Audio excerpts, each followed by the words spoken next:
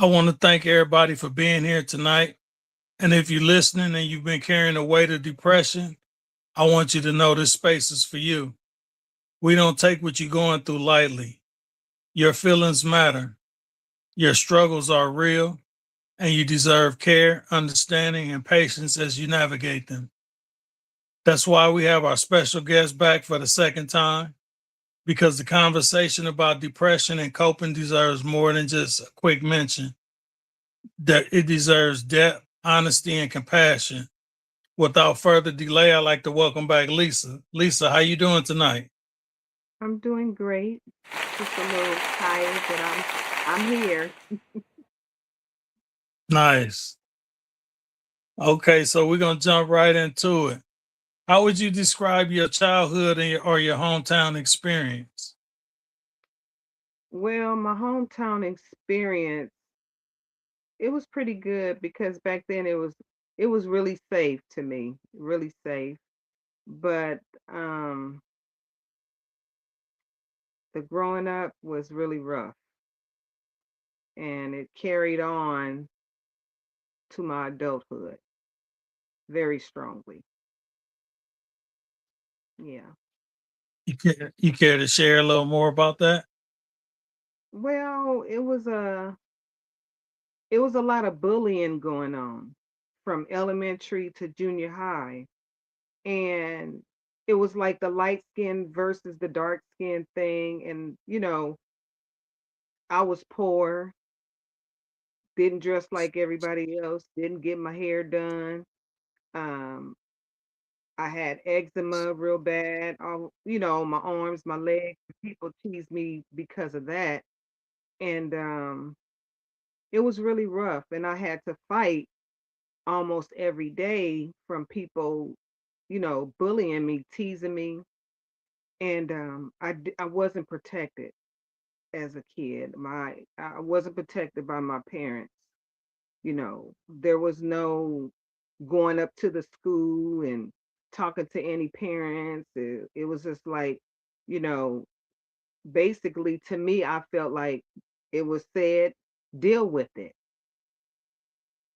It'll stop. Mm. But I think it only stopped because I left that area after junior high school. I feel if I would have stayed and went to Centennial, I wouldn't have graduated. I feel that in my heart. I wouldn't have graduated at all. Mm. So, Yeah, growing up, did you ever struggle silently with sadness or feeling overwhelmed by these situations? most definitely. Most definitely I did. Like, um, plus I was like molested as well. That too. Mm. And that's still something I deal with, after all these years. A lot of people say, get over it. You should get over it. No, it's just something that everybody is different. You can't put everybody's sadness experiences in the same bucket. Everybody is different and everybody's going to cope with it different. So it was rough. No, growing up with no gas, no lights, no food, no clothes, just a lot of different things. Like it was really, it was sad, it was bad. And I I got a better end of the stick because I did have my father's side of the family in my life, but as far as my sisters, they got the worst end of the stick. It was bad. They Mm. turned out like they were, like they didn't have a little comfort from their side of the family because we didn't have the same father. So y- there's a big difference between me and my sisters. It's a difference from not having the father side of the family or the father to run to talk to. It was bad for us. How can someone tell the difference between having a rough week and dealing with depression? Having a rough week is pretty much if you work and you know what to expect, but I don't think depression it doesn't well for me, I can handle the people at work because I walked into that situation knowing how they were prior to me taking this job that I have. But depression is it's hard to deal with. Um, any small thing can trigger your emotions, and everybody deals with it differently. Some people are aggressive, some people drink, some people smoke, um, some me myself, most of the time, honestly, I just cry and talk to God. And I I just been dealing with it so long since I was a kid, not knowing what it was then. But as I got older I would say in my late 20s, that's when I knew. But my grandmother did tell me because I would cry just for no reason. And I said, Grandma, sometimes I cry for no reason. She said, you probably depressed. And I'm like, but that's so taboo with us. We just hide it. People, I understand the suicide thing. People don't get it. And they say, why would somebody want to do that? You don't know what people are dealing with. You really don't. It's just a buildup of life situations and how you grew up, if you had love, if you were shown love or given love. It's hard. But I smile After every day. long after long or stressful days, what healthy habits help you reset? Music. Music helps me.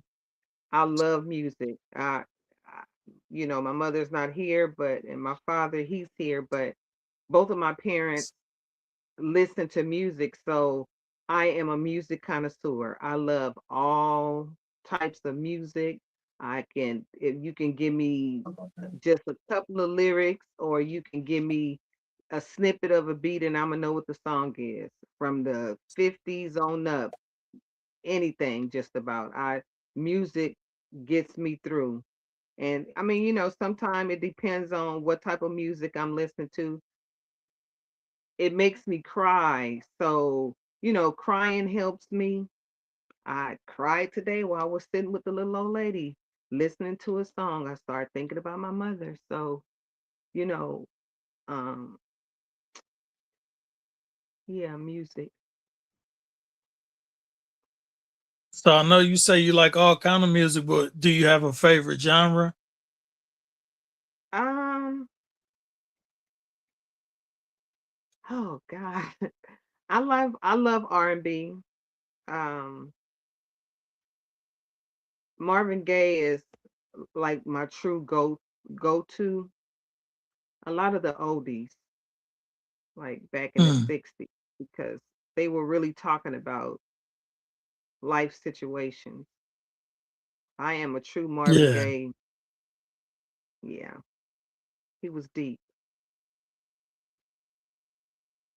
Okay, we're gonna go to a commercial break and we'll be right back with some more questions. Okay.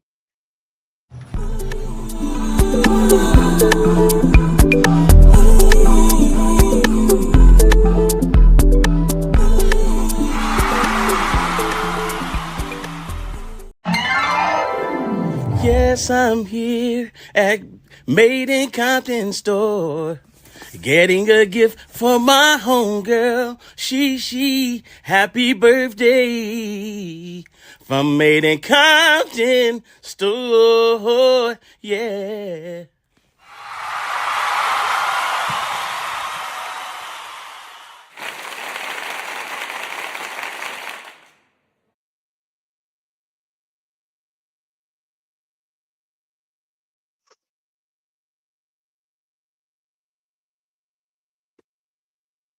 There we go. So when life gets heavy, How do you stay motivated during your low moments? Um, I have to be motivated because I take care of myself. I've been on my own for a very long time. So I've been living in my same place for 30 years, and my motivation is never to get my lights cut off. As you know, growing up. No, I grew up, we didn't have gas and lights at times, and it was hard, it was rough. So I've been in the same place. I have to take care of Lisa. There's nobody to take care of Lisa. Lisa don't borrow money. Lisa don't ask nobody for nothing. And I'm selfless. But most of the people that I run into are selfish. So that's my motivation, keeping a roof over my head. And no, this ain't good times for me. You know what I mean? Like, like on good times how they struggled and stuff. I struggle, but not that kind of struggle. My rent is paid, lights are paid, everything is paid. I take care of Lisa. Very independent, been that way for a very long time. So, if what advice do you give to someone who feels pressure but doesn't want to open up to nobody because they don't feel like they have nobody they can open up to? Um, I would say please don't do that. Don't do that because when you stressing like that, it messes with your heart, it messes with your mind, and your heart is everything. That's your life. You can have a heart attack, a stroke, anything. So find you somebody that maybe that you don't know, that you don't know nobody that you know, because sometimes when you open up to people that you know, then everybody ends up knowing all your business. It was supposed to be in confidence, but don't hold it in. Please don't. That's that's a disaster waiting to happen. You just, you know, it leads up to thinking about not being here. It all adds up. Not being here to me means committing suicide. So, or, write stuff down, get you a journal, start writing it down how you feel. And that helps as well. Just find you somebody to talk to. That's the, or, talk about it on YouTube, or because there are a lot of people out there that are dealing with the same things that you're dealing with, but why you in that motion of feeling depressed, you think you're the only one. I know that from experience, so I know that to be true.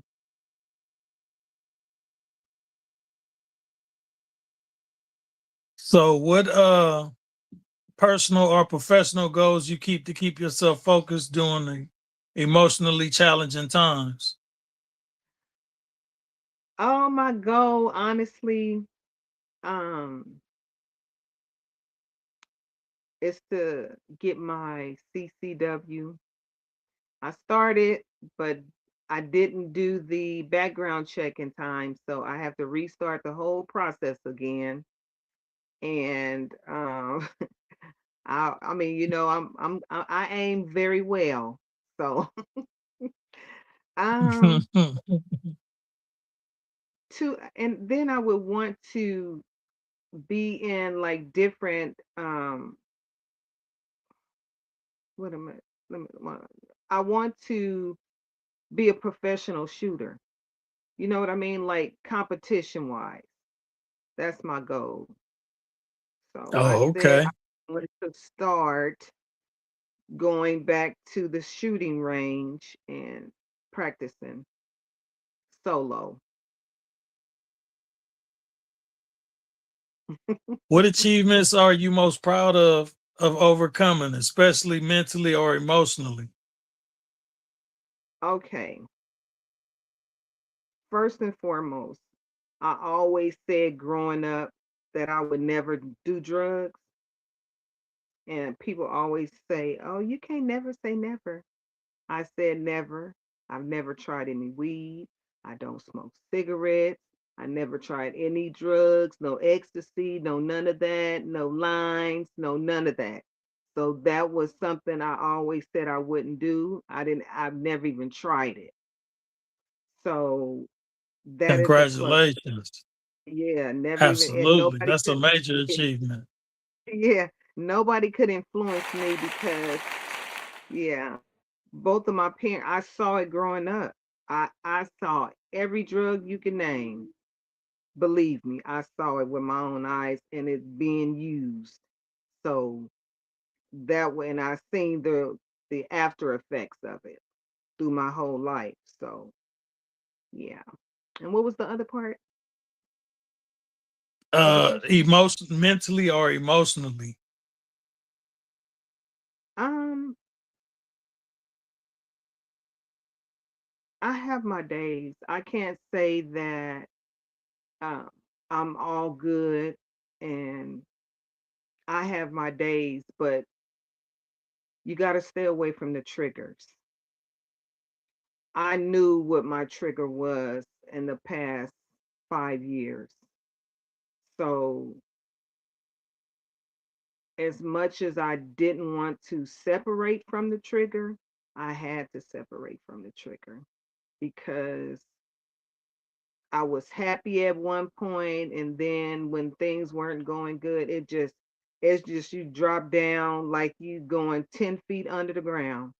That's just how it feels. It's like you high on something when it's good, but when it's like coming down off a high real fast. So I just had to separate myself from that. I really didn't want to, but I had to for my sanity. Okay, we're gonna go to another commercial break and we'll be right back with some more questions. Okay. Big shout out to all our amazing customers who've already jumped on board the Compton in a box. Your support means the world to us. We've revamped our website to make it even easier to join the subscription. For upcoming months, don't miss out on the excitement. Head back to your cart on micpt.com and subscribe today. Let's make every month a Compton celebration. Compton in a box. Subscription perks. micpt.com Compton in a box. VIP experience appreciation. Head back to your cart on micpt.com.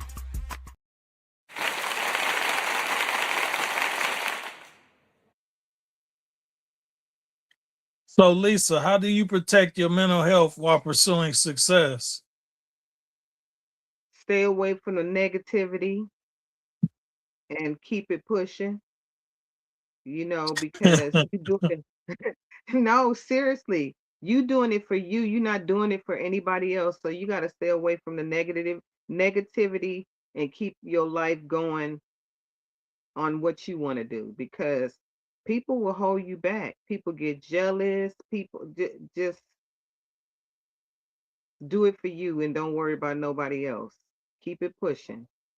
Somebody want to be negative? Okay, I thought you was my friend or my family. Family do it to you too. They could be the worst. So you gotta walk away. If Do I you have could oh go go ahead. ahead. No, go No, ahead.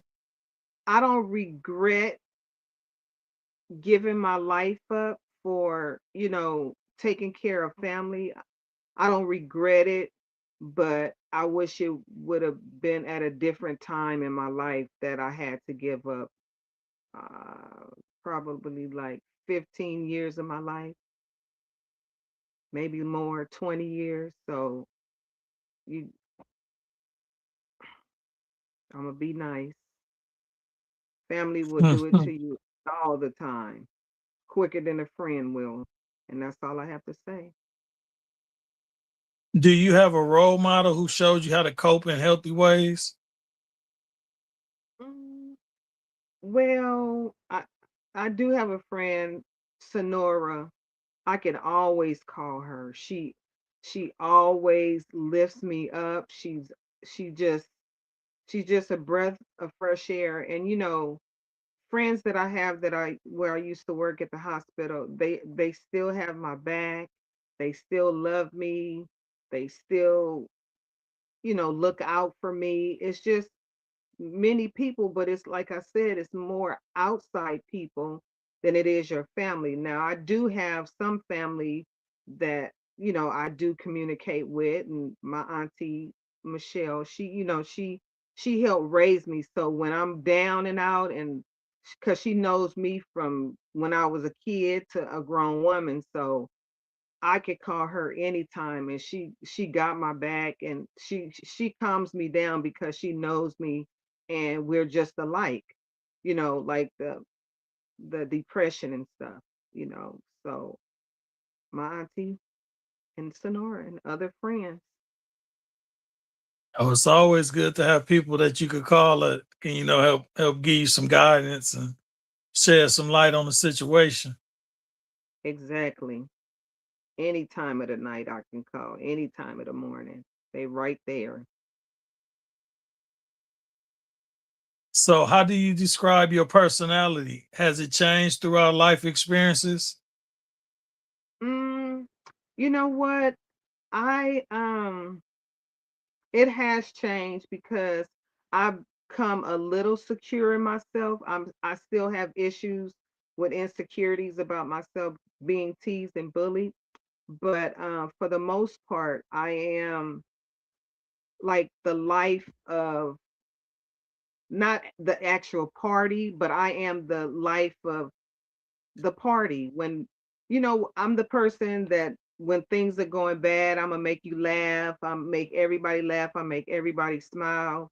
When somebody needs something or somebody said, "Oh, I wish I could find such and such," I'm gonna find it and I'm gonna call you and say, "Oh, guess what I found?" So I love to smile, and I look at myself. I'm like, "Dang, I've been this depressed. I've been this kid, bullied and depressed all this time, but I still smile." If you look at any picture 9 times out of 10, I'm smiling, and I look back at my one of my grade school pictures, I was like, "Wow, I was still had the same smile back then as I do now." Smiling. Like, I'm like, "What was I smiling for back then?" And I wasn't happy, like life wasn't good, but I guess that's the way God made me. So, this is who I am. Resilient. So, what daily habits help you prevent burnout or emotional shutdown? Shoot, come home and lay down. Come home, lay down, shut the phone down, listen to some music, put the timer on the TV, let the TV watch me for a little while, and it's gonna stop watching me when the timer go off. I just I just decided that I didn't want to um take on other people's problems anymore. Like family wise, I'm just like I never would say no, never would say no, but now I'll be 60 in June. I gotta say no. I gotta think about me now. I've been taking care of everybody else. It's time to take care of me. What message would you give young people about strength, vulnerability, and coping?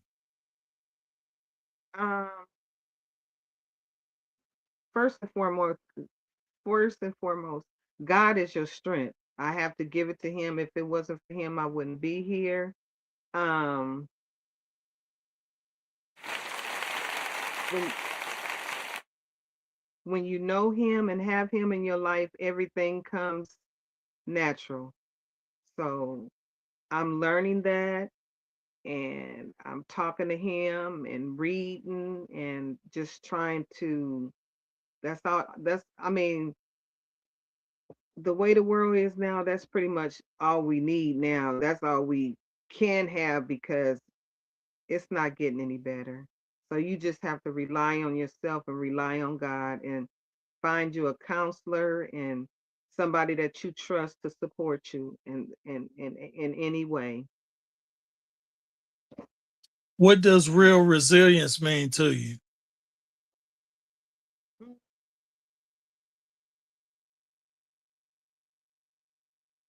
Um, I'm trying to think. Living life and being happy. I'm trying to find my peace.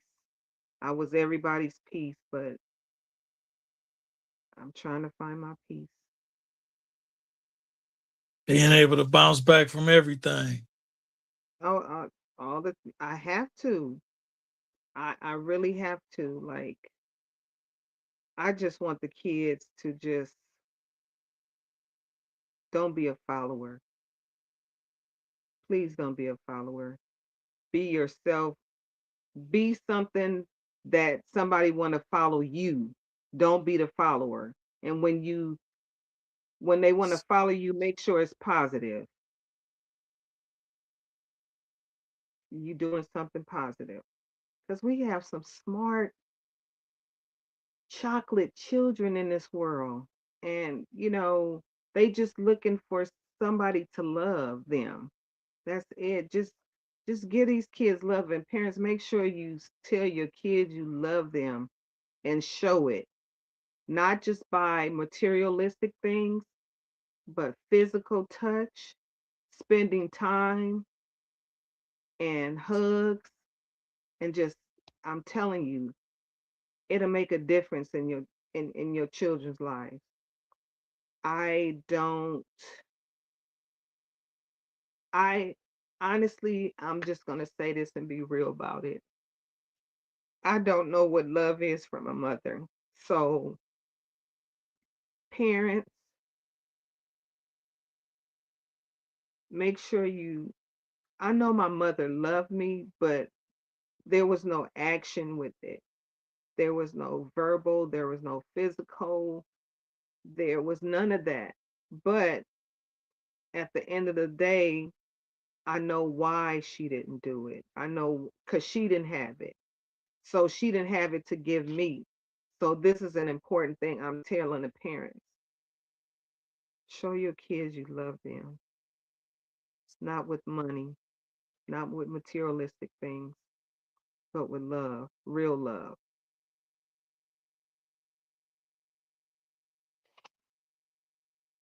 If you could speak to your younger self during your hard seasons, what would you say? You're smart. You made it. You can make it. You can do anything you want.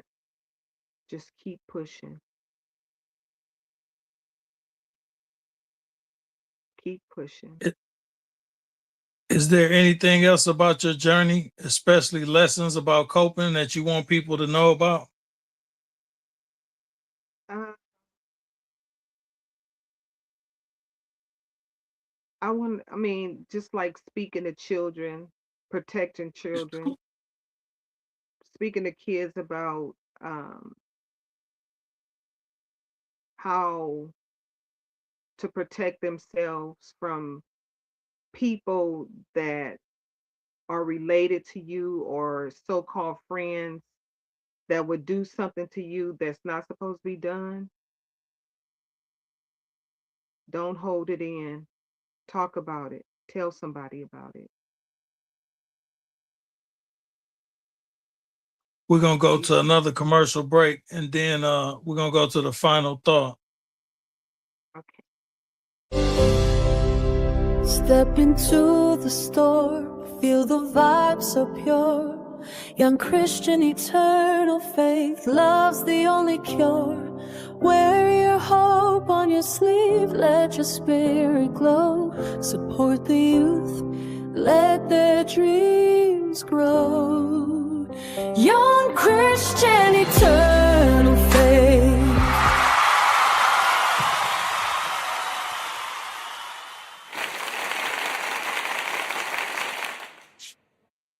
Yeah, I'd like to thank you again, Lisa, for having you.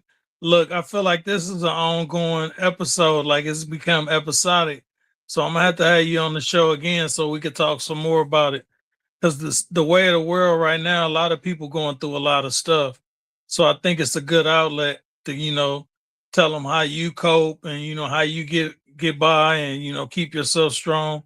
And just, you sharing that with me, it helped me address little things that I be going through too. So I think it's very therapeutic that we keep having episodes with like this. So if you'd like to be on again, I'll call you after the show and then we'll set up another day. Okay, that's fine with me. I love to talk about, about life lessons. We just and we gotta stick with each other. Stop tearing each other down. Us. We gotta help each other. It's just so bad now. Like we can't even live together. Like we should be together building homes and living together and branching out when the next person save up their money to get their home. Look at us now. We so separated.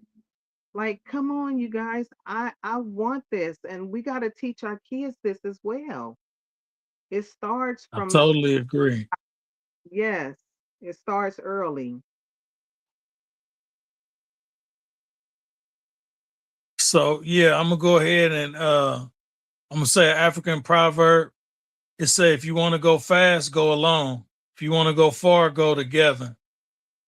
And then it's another African proverb. Smooth seas don't make skillful sailors. So now I want to give a short story. So it's a Bible verse. So in Christ, we thought many. From one body, each member belongs all to others. And then another Bible verse is, let us not become weary in doing good. For the proper time, we will reap harvest and we will not give up. Galatians 6:9. I'd like to thank you for being on the show again. And I'd like to thank everybody for tuning in. And we'll catch you tomorrow night in between the tracks. Same channel, MICPT channel 12 Compton at 9 p.m. Peace.